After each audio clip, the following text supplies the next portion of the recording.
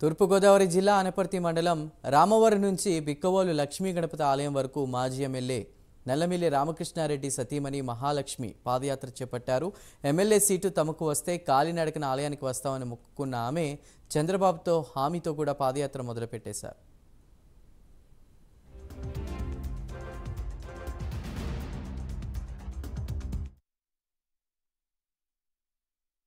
మండలం రామవరం నుంచి మహేంద్రవాడ, కొప్పవరం, బిక్కవోలు మండలం కొమరిపాలెం, తొస్సిపూడి, పందలపాక, పోలపల్లి మీదుగా బిక్కవోలు వరకు పాదయాత్ర కొనసాగుంది. ఇక రామవరం నుంచి 20 కిలోమీటర్లు పాదయాత్ర చేయనున్న మహాలక్ష్మి బిక్కవోలు లక్ష్మీ గణపతి ఆలయంలో మొక్కు తీర్చుకోనున్నారు.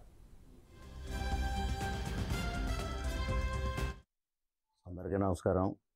ఇటీవల జరిగిన రాజకీయ సందిగ్ధతలో తెలుగుదేశం పార్టీ కేటాయించిన అనపర్తి సీట్ను మరలా భాజపా కేటాయించడంతో మరలా తెలుగుదేశం పార్టీ కేటాయించి ఇక్కడ తెలుగుదేశం పార్టీ రక్షించే దిశగా చర్యలు తీసుకుంటే బిక్కవోలు లక్ష్మీ గణపతి ఆలయానికి కాలినడకన వచ్చి మొక్కు తీర్చుకుంటానని నా సతీమణి మహాలక్ష్మి మొక్కుకోవడం జరిగింది.